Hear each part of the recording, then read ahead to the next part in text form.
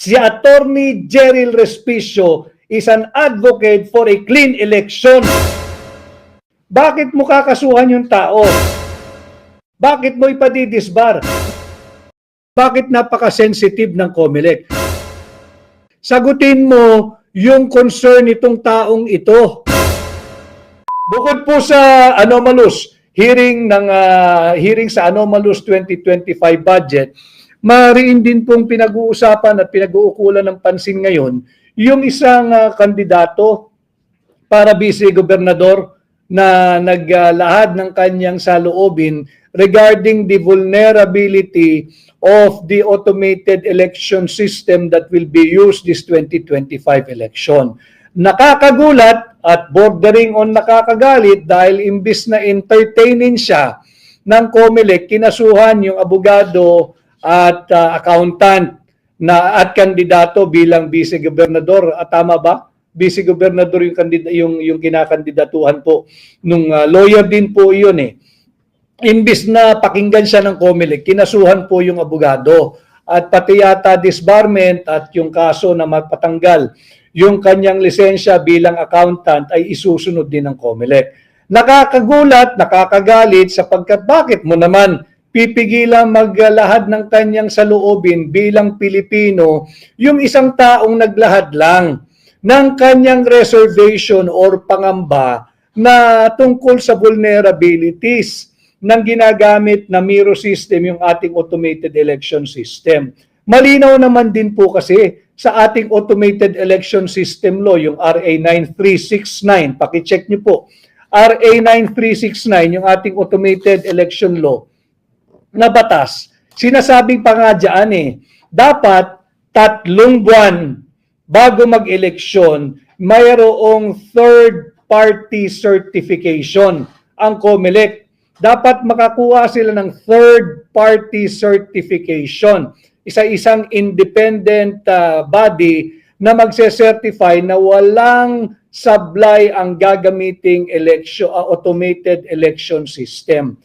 Ang deadline po niyan ay 3 months before the election. Dapat ay nakakuha na ng certification ang COMELEC na foolproof o walang vulnerability yung system na gagamitin ngayon. Today is already March 3. Ang deadline po dapat niyan kung 3 months before election ay February 12. February 12 dapat po ay nakakuha na ang COMELEC ng tinatawag nating independent third-party certification na hindi nga po pwedeng dayain o hiihak yung sistemang ginagamit nila. Hanggang ngayon, tahimik ang COMELEC kung bakit wala pa silang third-party certification. Dapat ito yung sinasagot nila. Magandang napapag-usapan sapagkat related po ito doon sa inilabas na saloobin nung abogado ating kumpanyero na kinasuhan ng unlawful utterance yata ang kinaso, hindi libel unlawful utterance ng COMELEC. Bakit mo kakasuhan yung tao? Nagpapahayag lang naman siya ng kanyang reservation sa ginagamit ninyong sistema ng Miro. Dapat yan sagutin. At ang mapapansin natin, I do not like to think, but it seems that the government, even the COMELEC, is weaponizing itong Article 154 para patahimikin yung pumupuna at nagbibigay ng kanilang pahayag regarding the vulnerability of the automated election system to be used and to be deployed this May 12, 2025 election. Dahil ayon nga po sa RA 9369, yung ating automated election system law, dapat yung gagamitin mong sistema ay nagamit na ng at least 2 beses sa isang automated election system din. Meron itong proven track record, proven capability na hindi madadaya yung sistema. Ang tanong, ang Miro ba meron ng proven track record? Baka bago-bago nito. Kaya mahalaga yung tinatawag natin na certification mula sa independent third party. Kinakailangan may certification mula sa independent third party na walang vulnerability o hindi prone sa dayaan o hindi madadaya ang gagamiting automated election system.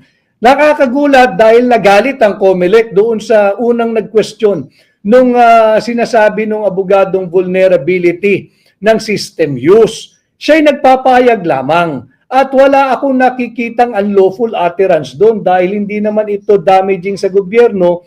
Babanggaho kasi yung karapatan niya magsalita, yung karapatan niya magpahayag. Yan po ay may garantiya sa ating konstitusyon at yan po ay mas nangingibabaw kaysa dito sa tinatawag na Article 154 of the Revised Penal Code, yung unlawful utterance. Alam mo ninyo kasi yung ating Revised Penal Code, nagmula pa po yan sa Kodigo Penal ng Spanish So baka itong Article 154 ginagamit nung panahon pa nila Padre Damaso para hindi po ma-criticize yung pamunuan nung mga nanakop sa atin nung araw. Subalit iba na ho ngayon. Ngayon, mas buhay ang diwa ng free speech. Yung abogado, I hope you can get the name of the lawyer. I forgot the name of the lawyer. Yung abogadong yan na nagpapahayag lamang siya at yung kanyang sinaba ay covered by free speech that is guaranteed by the Constitution. Dapat sagutin ng COMELEC. Meron na ba kayong certification mula sa independent third party? Dahil mahalaga po na may certification yan 3 months before the election. Ang deadline po ng certification mula sa independent third party dapat ay February 12 pa. Ngayon ay March 3 na. Nasaan na yung certification mula sa independent third party? Ito yung karugtong ito nung naging revelation o pagpapahayag nung abogadong kinasuhan ng COMELEC. Importante po kasi yung certification because the certification mandated under RA 9369 is not a mere technical requirement. Hindi po technical requirement yan. Yan ay legal and procedural requirement. Kinakailangan po may certification mula sa independent third party, 3 buwan bago maghalala. Nang sa ganoon, maprotektahan po yung integridad ng ating gaganapin na eleksyon. Masiguro po na tama o accurate yung bilang, yung magiging bilang ng makina. Masisiguro po na mabibilang at mababasa ng makinang gagamitin ng tama yung mga iboboto ng mamamayang Pilipino. Mahalaga pong pinag-uusapan natin to. Bakit? Yung mga malalayong nakatira, yung iba tawid dagat pa, gigising ho yan ng maaga. Magtatabi ng pera sa araw ng halalan, mamamasahe, sasakay ng, yung iba magbabangka pa, yung iba magko-commute, gigising ng maaga, pipila sa ilalim ng araw, kung uulan, kahit sa ilalim ng ulan.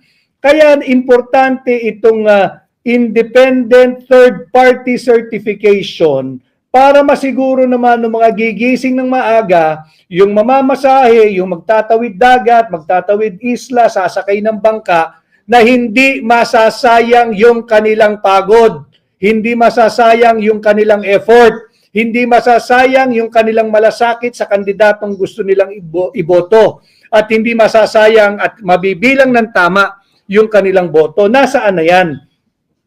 Kinakailangan po kasi may certification yung isang independent third party. Nang sa ganon, yung source code po, pag na-certify na po yan, i-escrow yung source code na gagamitin. Pag may certification na po yan, i-escrow po yan, itatago sa mga vault ng Bangko Sentral ng Pilipinas. Tahimik ang COMELEC hanggang ngayon tungkol sa bagay na yan. Imbis na busalan ninyo si Vice Mayoral Tibet pala ng Isabela, imbis na busalan ninyo si Attorney Jeryl Respicio. Maraming salamat, Attorney Jeryl Respicio. Isa kang maisog sa iyong paglalahad ng iyong saloobin regarding the vulnerability of the automated election system to be used under the Miro technology or Miro system. Susugan lamang po natin yung paglalahad ni Attorney Jeryl Respicio. Dapat instead na siya'y dinimanda o kinasuhan ng COMELEC, dapat sagutin ng COMELEC, meron na ba kayong third party, independent third party certification? Para nang sa ganoon, mailagay na sa escrow o sa vault ng Central Bank o ng Bangko Sentral ng Pilipinas yung source code. Imbis na busalan ninyo si Attorney Jerrel Respicio na nagpapahayag lang ng kanyang saloobin o reservation sa gagamiting system, itong automated election system, anong masamang pag-usapan yung vulnerability? Eh malinaw naman yung mga requirement under Republic Act 9369. So, itong ating pagdidiskurso ay bawal na rin?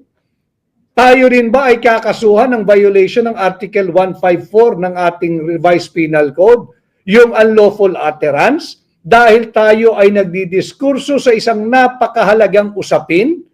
Ito ba'y makakadanyo sa gobyerno kung nagtatanong ang mamamayang Pilipino kung meron ng certification mula sa independent third party at ito ba'y na-escrow na sa mga vault ng Bangko Sentral ng Pilipinas? Importante yung certification ng independent third party nang sa ganoon, we can be assured that the votes will be counted with accuracy and the machines will read properly the votes to be cast on election day. Ito'y kasunod lamang nung pagtatanong ni Attorney Jerrel Respicio. Huwag natin silang busalan. Sagutin natin, harapin natin, sapagkat ang deadline ng certification by an independent third party sa gagamiting automated election system ay nung February 12 pa or 3 months before the conduct of the May 12, 2025 election. Yan sana ang ipaliwanag ng Commission on Election at huwag i-weaponize ang ating mga batas at gisikilin or gipitin yung mga nagpapahayag ng kanilang saloobin katulad ni Attorney Jerrel Respicio. I saw one of his interview. The lawyer, the guy, he laid down yung kanyang qualification and apparently he is also an expert in IT. So bakit mo questionin? He is also an expert in IT audit. Siya ay lawyer at accountant. At dito magdududa ho kayo mga kababayan, huwag tayong pumayag sa ganitong pambubudol. Bakit mo kakasuhan yung tao? Tapos may banta pa na ipadidisbar. Masama na bang ang lawyer ay advocate? Si Attorney Jerrel Respicio is an advocate for a clean election. Bakit mo ipadidisbar? Lawyers are advocates. And a lawyer should be always advocating for something. Whether you're a political, you're a social, you're a legal advocate or activist, ang abogado ay isang advocate. Huwag mong tatanggalin yan. Kaya Attorney Jerrel Respicio, tatakutin mo ng disbarment. Pati lisensya niya bilang accountant, tatanggalin mo. Ito ay talagang panggigipit. Bakit? Bakit hindi mo sagutin? Kagaya ng ating tanong ngayon, meron na bang certification coming from an independent third party? Yang system na gagamitin mo mula sa Miro. Ang requirement ng RA 9369, dapat meron na 3 months before the election. Ang 3 months na yan, lapse on February 12, 2025. Marso na ngayon, March 3 na ngayon. Meron bang certification? Para sana yung mga source code ay nakatago na o naka-escrow na sa mga vault ng Bangko Sentral ng Pilipinas. Requirement yan. Yan ay isang legal and procedural requirement laid out by RA 9369 or the Automated Election System Law. So ito ho yung ating pinag-usapan, yung ating hearing na gaganapin sa Supreme Court sa ating anomalous budget. At itong pag magmalabis laban kay Attorney Respicio, kawawa naman yung tao, pati yung kanyang kabuhayan na marangal bilang abogado at bilang accountant ay nanganganib dahil merong banta na siya raw ay padidisbar at patatanggalan ng lisensya bilang accountant. Yan ba ang ating bansa ngayon? Yan ba ang ating gobyerno ngayon? Na pag nagpahayag ng concern at nagsalita ang mamamayang Pilipino at pananakot, kaso ang itatapat ninyo? Kala ko ba may demokrasya tayo? Bakit napaka-sensitive ng COMELEC? Sagutin mo yung concern nitong taong ito. Sagutin mo yung tanong ng marami. Nasaan na yung certification na dapat nagmumula sa independent third party na nagsasabing accurate yung magiging bilang at mababasa ng tama yung makina, yung mga botong gagawin at ibibigay ng sambayan ng Pilipino. Tama naman si Attorney Respicio magpahayag. Karapatan niya yun eh. At tama rin yung isinulat ng isang veterano at respetadong kolumnista, si Alex Magno, na hanggang ngayon ay wala pang independent third-party certification. So anong gagawin nyo kay Alex Magno? Kakasuhan nyo rin ng unlawful utterance kasi printed pa yung kanyang column. So dito natin makikita, kapag pakiramdam nila ay kayang takutin, kakasuhan. Bakit si Alex Magno? May kaso ba? Wala naman siyang linabag na batas.